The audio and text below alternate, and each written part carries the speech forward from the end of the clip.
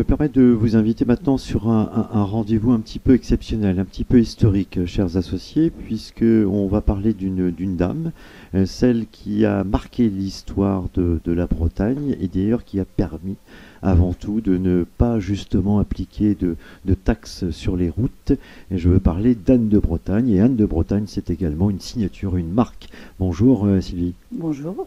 Comment allez-vous? Très bien, moi aussi j'espère. Alors allons-y, l'histoire d'Anne de Bretagne, en tout cas pour votre signature. Alors l'histoire d'Anne de Bretagne, c'est mon père à l'origine qui a donc choisi cette marque. On sait toujours, je pense, penser breton, donc c'est une des raisons aussi. Et puis il y a quand même le château de la Duchesse Anne à Nantes qui est là. Elle y a vécu 13 ans. Et puis, c'était quand même une grande dame. Exactement. Donc voilà, je viens de le dire. On s'est bien retrouvés dans cette marque-là. Où est-ce que vous produisez aujourd'hui? Alors aujourd'hui, on se trouve sur la RN 23, c'est en face de la centrale U, la coopérative, on est presque voisins. Oui, c'est vrai. Donc voilà, on y est depuis maintenant l'année 95, donc ça fait quelques années maintenant. Implanté avec combien d'associés aujourd'hui? Donc on est une vingtaine de salariés, 3 associés, 3 actionnaires plutôt. Donc voilà.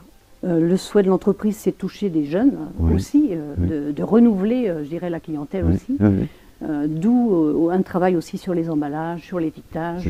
Sur le visuel aussi. Sur le visuel, sur la couleur. Pour avoir cette matière produite, en tout cas il faut forcément une très très belle matière première. Je vous laisse en parler de ces producteurs. Oui, alors aujourd'hui nous, on a toujours été déjà pour un choix de fournisseurs de proximité, ou du moins dans le périmètre acceptable. On travaille une matière première qui est toute française.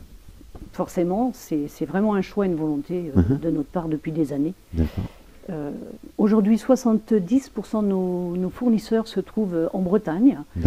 Et sinon, en périphérie de Nantes, le 44, le 49, c'est que des départements limitrophes.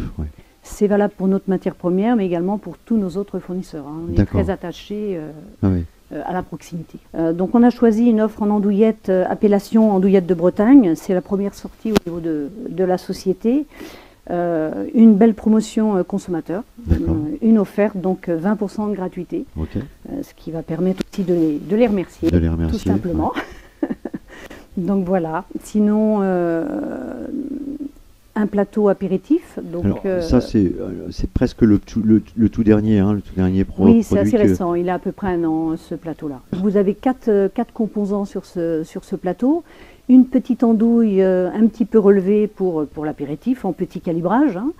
Un saucisson à l'ail fumé, fumage naturel, au bois.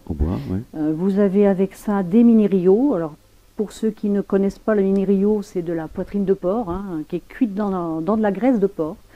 Et on y ajoute du poivre concassé. Pour que ça accroche un petit peu à l'apéritif, ça fait du bien.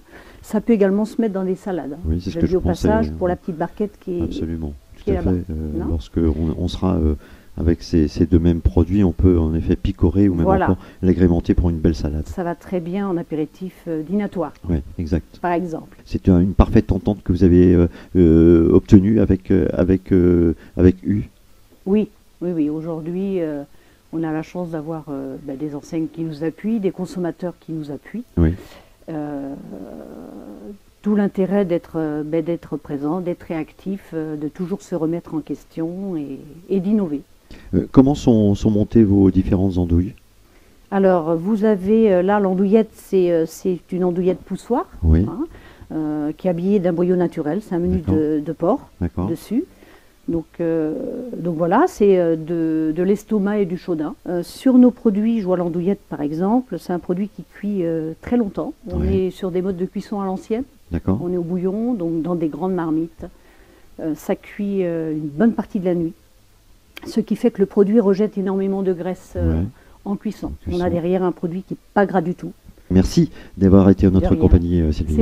Merci. C'est nous qui vous remercions. Merci, au revoir.